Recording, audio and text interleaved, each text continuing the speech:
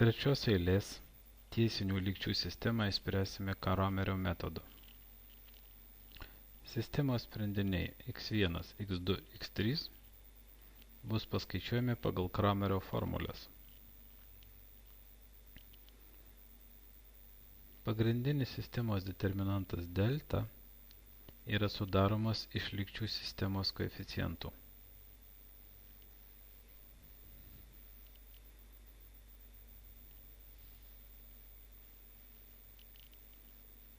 Kaip skaičiuojamas determinantas galite pasižiūrėti video pamokoje determinantų skaičiavimas.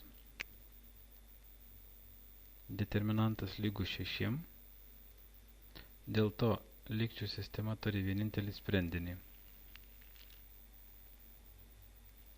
Rasime kitus determinantus. Determinanto delta 1 pirmas stulpelis yra sudaromas iš lygčių sistemos laisvųjų narių.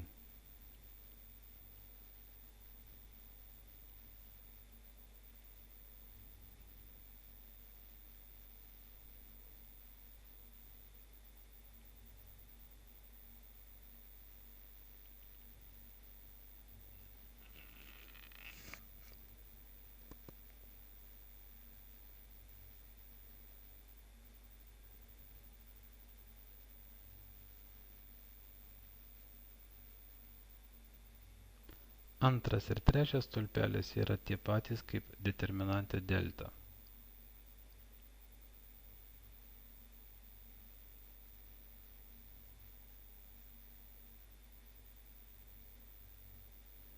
Suskaičiavus, gauname, kad determinantas delta 1 yra lygus 18.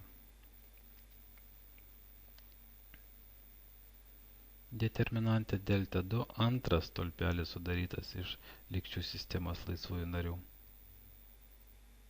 Jis lygus -6. Determinante delta 3 trečias stulpelis lygus laisviesiems nariams. Suskaičiavome visus pagalbinius determinantus. Tokiu būdu, pagal Kramerio formulės, sistemos sprendiniai yra x1 yra 3, x2 yra -1, x3 yra -2. Galima patikrinti mūsų sprendimą. Tam įduotą lygčių sistemą įstatome gautus sprendinius.